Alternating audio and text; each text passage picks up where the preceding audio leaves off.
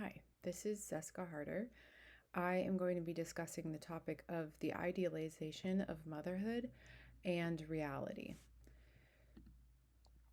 The idealization of motherhood is something that I grew up with, this very singular path into motherhood. This image here we see, this is an image from the Getty Images. And it's a mother skipping around with her children. This is a image that was part of my childhood. I grew up with a lot of religious art around motherhood that very much idolized the experience of motherhood. And I was seeing this very singular experience of motherhood that was reflected in this art piece here. This statue is located at the world headquarters of the Church of Jesus Christ of Latter-day Saints in Salt Lake City, Utah. And we see this next image here located on the same grounds. This is a very similar view of motherhood. It's this caring, nurturing woman. It is the Madonna. It's the idea of this mother where her whole world, her whole identity wraps around this singular part of her life, which is motherhood.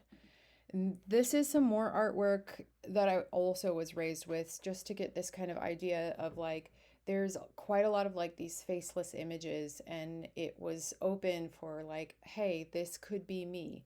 This is the future of my existence. But in reality, it's not so singular. Motherhood has a lot more complexity to it. In the article, The Great Mother, Woman, Maternity, and Power in Art and Visual Culture, Massimiliano Gianni said that it is precisely this clash between tradition and emancipation that forms the very core of this exhibition. And he's talking about the exhibit that we studied in class, The Great Mother. This next slide is actually not from the exhibit, but I wanted to include it because it shows the other side, right? So we started off with these images of the perfect mother, but now we see this woman. She's not the perfect mother. She's in prison and she's giving birth in this very unsanitary environment. And she's reaching down, birthing her child herself. It appears that there's no assistance. This is not the idealized birth situation. This drawing, this painting, was actually created from what the artist had witnessed herself at Good Shepherd's Women's Prison. And so now I want to kind of start to dive into The Great Mother, this exhibit that we did study in class. It looks at 100 years of motherhood, 127 different international artists, and 400 works of art. It's in 29 separate rooms, and all the rooms carry a different theme. Some of the themes that are in this exhibit are sacred power, loss of femininity, psychosis, woman in the future, women's role in data, machines as a woman, hysterical virgin, and the list goes on and on. So it really paints this very diverse view and experience of motherhood. In this first image that we have here by Nari Ward, Amazing Grace, it's a representation of the lost children and the violence against Black children. And it really holds that visual with these empty strollers. The children are no longer in them. There's a somberness to the room and the way the lighting is, and that almost the lighting kind of lights the path, and there's darkness in the spaces where the strollers are. Next, I want to take you into a photo from Reneke Dijkstra. And in this photo, you notice she's holding a brand new baby. She's wearing the underwear that is given to you in a hospital right after giving birth. And you can see that thick pad that they give you through the underwear as well. And so it's this moment of vulnerability, but also power, because this woman has just completed the most powerful thing a human could possibly do, and that is bringing life into this world. And so it's not glamorous, but she doesn't need to be glamorous because she's strong, she's fierce, and she's just done something insanely empowering. And one of the reasons why I pulled out this image is because this photo was taken in 1944, but it's extremely relevant today because today there is a new trend on Instagram, and I'm going to bring up some current photos here of Instagram photos. So the current trend is to, after giving birth, photograph yourself holding your baby wearing this underwear. And it's a moment of like showing I don't have to be perfect and beautiful, almost like an anti-Instagram photo, whereas Instagram's known for being constantly all about being beautiful and everything has to look picture perfect.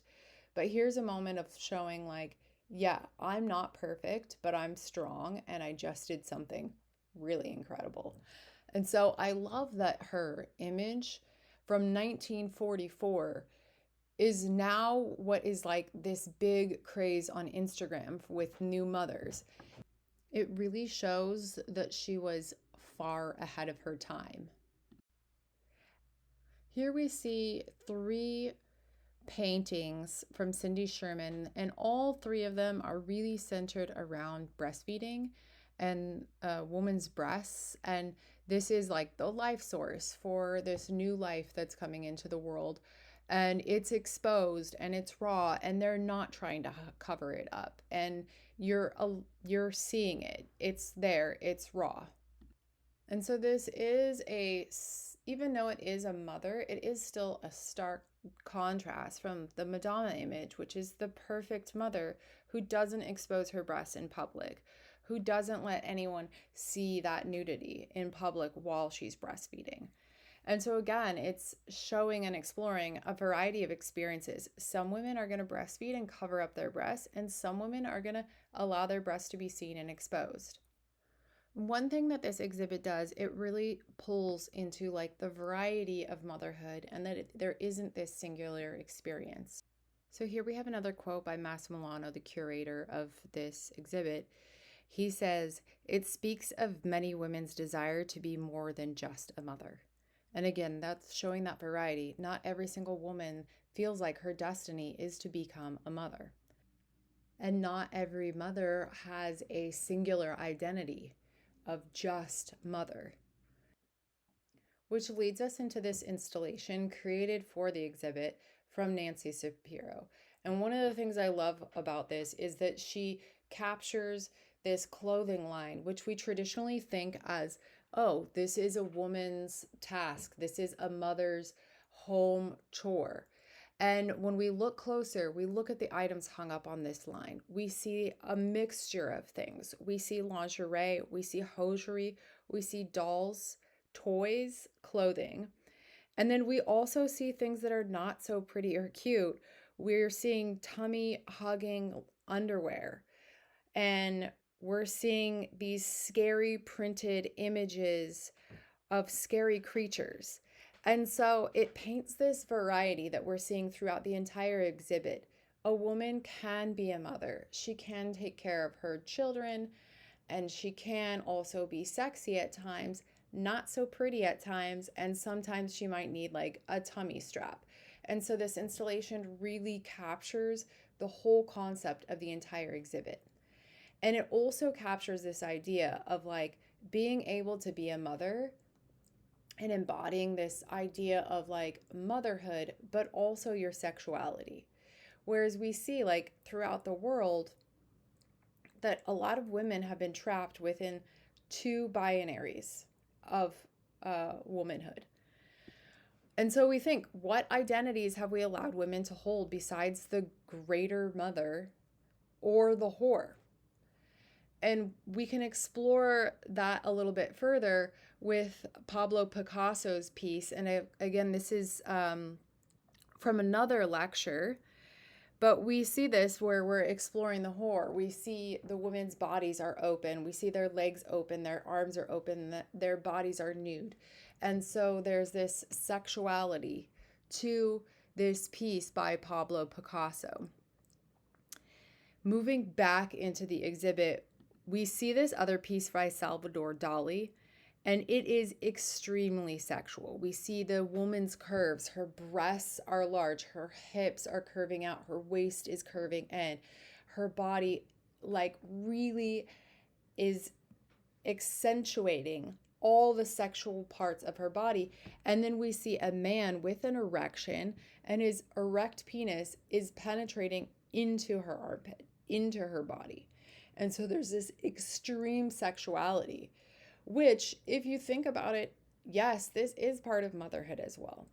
There are no babies being born without sex happening first. And so here's the chicken that comes before the egg. But we see this extreme sexualization of this woman's body. Clara Zevi quotes Massimiliani about this exhibit in an article she wrote on ArtNet. In the quote, he stated, paradoxically, through the 20th century, the image of motherhood was also built by men for men. So it was important to include men's work. He continued, and I hope that when you get out of the show, gender will appear to be more of a spectrum than a binary opposition. And so this is the one big critique that I do have of this work, is that we're talking about a woman's experience. And again, we get into this idea that the Guerrilla Girls presented, that like there's women's imagery being presented, but it's told from the viewpoint of a man. This was an opportunity for them to bring in a female curator in order to express and experience this very female experience of motherhood. But again, we see this, a man is coming in to the position of power to tell the story about women and women's experience. This next image is by Marco Del Scassi, and it's an image of a fetus inside a woman's body. And this fetus looks as if it is a baby that has already been born. It's sucking its thumb, and it makes us question abortion. It makes us question, like, when is that okay to make those decisions? And it really pulls at you. So in contrast to this image, we move into another curation called Abortion is Normal. This is curated by Wahari and Project Empty Space and the co-founder Rebecca Pauline. And the whole purpose of this curation of artwork is to normalize abortion. It's to take the stigma away. It's to take that idea that you are a bad person if you have had an abortion away. In an article about this exhibit, Laura Feinstein writes, the title may shock, but Abortion is Normal is meant to create an inclusive and empathetic entry point into the conversation, dismantling the stigma surrounding abortion and working as an urgent call to action. In this article, she interviews one of the curators of this exhibition. They state, it was important for us to have an intersectional exhibition that ranged not only in gender demographic, said Wahi, but because we have people of all gender identities between two spaces addressing a variety of reproductive rights and issues. I started today's lecture with this very singular view that all women are destined to become mothers. But as we've seen through this curation, that not every woman's experience of motherhood is the same. Not woman's experience of life is the same. And not woman should be making the decision or wants to make the decision to become a mother. And we need to respect those decisions for someone else's life and not step in and make decisions and choices for somebody else's life and for their body.